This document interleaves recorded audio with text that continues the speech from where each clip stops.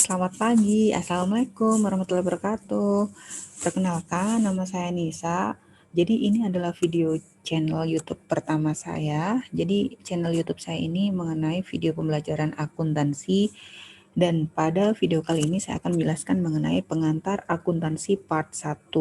Sebelum saya akan melanjutkan ke part selanjutnya, teman-teman bisa di like, bisa di komen, dan juga di subscribe.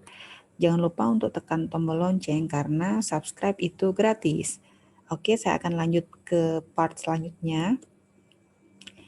Jadi pada video ini saya akan menjelaskan beberapa item. Jadi item yang pertama yaitu mengenai pengertian akuntansi, kemudian mengenai sifat-sifat akuntansi itu sendiri, kemudian yang ketiga yaitu terkait pemakai laporan keuangan, dan yang keempat adalah profesi akuntan dan jenis akuntan. Oke, saya akan langsung saja ke item yang pertama, yaitu pengertian akuntansi. Jadi, akuntansi itu sendiri adalah bahasa bisnis yang berhubungan erat dengan proses pencatatan, pemilihan, dan pengikhtisaran data transaksi entitas serta penafsiran. Jadi apa saja sih data transaksi entitas atau unit ekonomi itu? Jadi data transaksi itu meliputi data transaksi pembelian, data transaksi penjualan, kemudian utang dan piutang. Jadi teman-teman sebenarnya banyak sekali pengertian akuntansi itu, baik menurut para ahli maupun pengertian akuntansi dalam arti yang sangat luas. Tapi di sini saya akan memberikan penjelasan seringkas mungkin sehingga teman-teman bisa lebih memahami dengan mudah apa sih akuntansi itu. Jadi akuntansi itu bisa kita definisikan sebuah proses pencatatan, pengukuran, dan penyampaian informasi ekonomi agar dapat dipakai sebagai dasar pengambilan keputusan atau kebijakan. Jadi nantinya kita bisa tahu posisi keuangan suatu perusahaan itu ada di mana. Jadi kondisi keuangan suatu perusahaan itu seperti apa? Apakah dalam keadaan yang stabil atau dalam keadaan yang tidak stabil atau dalam keadaan untung atau bahkan dalam keadaan yang rugi. Jadi ketika kita mengetahui kondisi keuangan suatu perusahaan tersebut, kita bisa melakukan pengambilan keputusan atau pengambilan kebijakan terkait apa saja sih yang harus dilakukan agar kejadian atau kondisi yang tidak kita inginkan itu tidak terjadi di perusahaan kita. Seperti itu. Karena misalkan dengan kita mengetahui kalau misal kondisi perusahaan, kondisi keuangan perusahaan itu sedang untung atau sedang baik, kita bisa meningkatkan jumlah atau tingkat produksi yang harus kita lakukan. Dan sebaliknya, kalau misalkan ternyata kondisi keuangan perusahaan kita itu tidak stabil, maka kita bisa memberikan atau kita bisa menyusun suatu strategi agar kejadian yang tidak kita inginkan itu terjadi pada perusahaan kita, seperti itu. Kemudian ini adalah sifat-sifat akuntansi. Jadi sifat akuntansi itu berisi tentang data keuangan dari transaksi perusahaan, transaksi bisa pembelian, bisa penjualan, bisa utang, bisa piutang yang diungkapkan dalam satuan uang. Dan transaksi tersebut merupakan peristiwa ekonomi yang mempengaruhi kondisi keuangan suatu entitas, itu yang sudah saya jelaskan sebelumnya. Karena dengan adanya transaksi pembelian, penjualan, utang maupun piutang itu akan sangat mempengaruhi kondisi keuangan suatu entitas. Bisa saja kondisi keuangan suatu entitas atau unit ekonomi itu stabil meskipun ada beberapa transaksi yang sudah dilakukan, atau bisa jadi kondisi keuangannya itu tidak stabil dalam artian di sini rugi dan lain-lain seperti itu. Nah, kemudian ke item nomor 3 yaitu pemakai laporan keuangan. Jadi pemakai laporan keuangan itu ada dari pihak internal, ada juga dari pihak eksternal. Untuk dari pihak eksternal itu sendiri bisa dari investor, bisa dari supplier, bisa kreditur, dan pemerintah. Sedangkan untuk internal itu adalah dari pemilik perusahaan dan dari karyawan. Nah, sekarang saya akan menjelaskan pemakai laporan keuangan dari pihak investor. Kenapa investor itu membutuhkan mengetahui atau memakai laporan keuangan itu? Karena investor itu bisa menilai kondisi keuangan suatu perusahaan dari laporan keuangan suatu perusahaan itu. Karena dia bisa menjadikan itu sebagai guidance atau pedoman untuk menentukan apakah dia akan memilih berinvestasi di perusahaan kita atau bahkan dia memilih untuk tidak berinvestasi di perusahaan kita berdasarkan laporan keuangan dari perusahaan kita itu. Jadi investor itu sangat membutuhkan laporan keuangan ini, dan laporan keuangan juga sangat diperlukan untuk investor seperti itu. Kemudian yang kedua yaitu supplier. Jadi ada memang beberapa barang yang harus disuplai oleh supplier dan mungkin saja perusahaan itu tidak bisa membayarkannya dengan tunai, alias di sini kita membutuhkan supplier untuk berhutang atau kredit. Sehingga supplier itu butuh untuk mengetahui atau menganalisa laporan keuangan suatu perusahaan itu untuk menentukan apakah dia akan memberikan supply barang-barang yang dibutuhkan oleh perusahaan tersebut atau tidak, karena terkait dengan pembayaran. Karena nanti dia tidak mau dirugikan. Mungkin diakibatkan karena misal di laporan keuangannya tidak baik, dia tidak mengetahui, akhirnya dia sudah terlanjur supply, ternyata, lambat laun semakin hari ternyata, kondisi keuangan semakin memburuk dan perusahaan tersebut tidak bisa membayarkan hutang tersebut kepada supplier, maka supplier akan mengalami kerugian.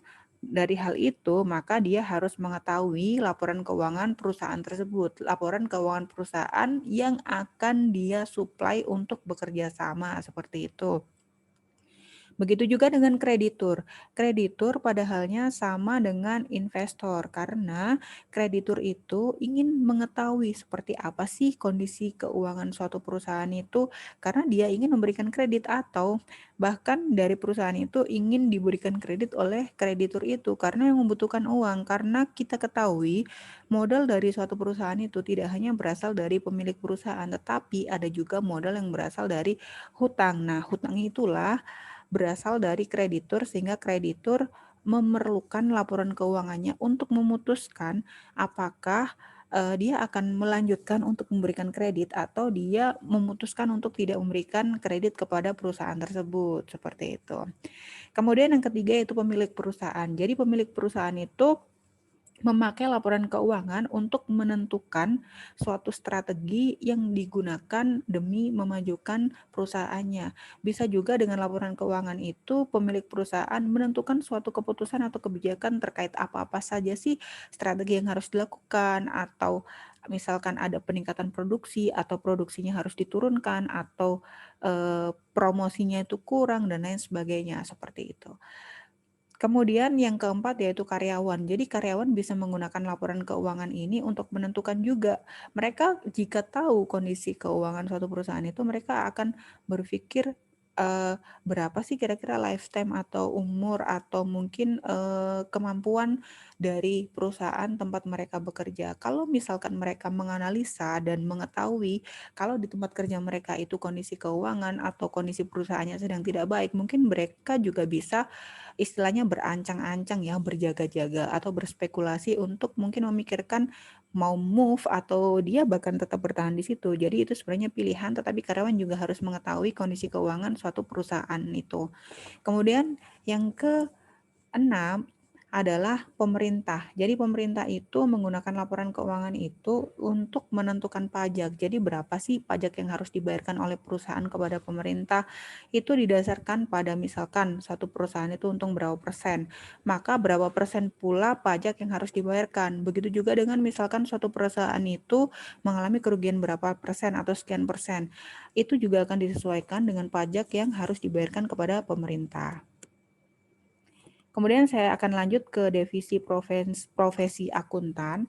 Jadi akuntan itu adalah profesi yang memberikan jasa akuntansi atas dasar honor atau para staf akuntan yang bekerja padanya dan berkecimpung dalam bidang akuntan publik. Jadi setelah ini saya juga akan menjelaskan mengenai akuntan publik itu seperti apa dan lain-lain. Nah, item yang selanjutnya adalah jenis profesi akuntan. Jadi ada beberapa macam untuk profesi akuntan yang meliputi yang pertama yaitu akuntan publik, kemudian akuntan perusahaan, kemudian ada akuntan pendidik.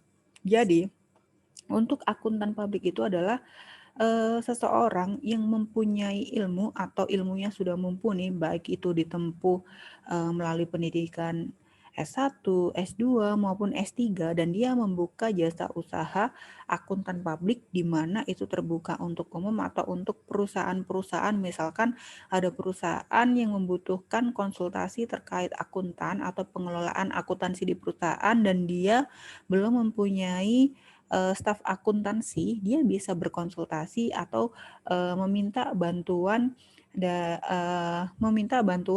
kepada akuntan publik tersebut, seperti itu.